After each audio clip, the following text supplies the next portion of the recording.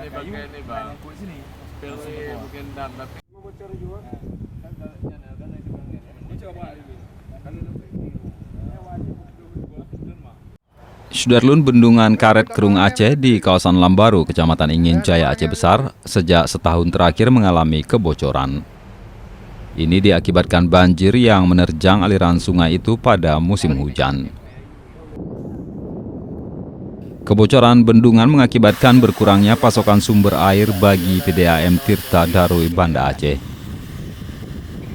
Masalah ini diklaim menjadi salah satu kendala pada kelancaran penyaluran air bersih kepada pelanggan, terutama yang berada di kawasan pinggiran. Dalam tinjauannya ke lokasi, Kepala Dinas PUPR Kota Banda Aceh, Jalaluddin, menyebut bendungan tersebut harus segera diperbaiki karena memang tidak mampu lagi berfungsi semestinya. ini yang perlu mungkin juga kita sampaikan kepada warga bahwa kondisi sekarang air sungai kita elevasinya turun 2 meter sehingga produksi di Lambaru menjadi berkurang hampir 30%. Akhirnya suplai air bersih kita ke wilayah-wilayah ujung akan sedikit masalah gitu ya berkurang. Jadi ini mohon mungkin pengertian juga warga.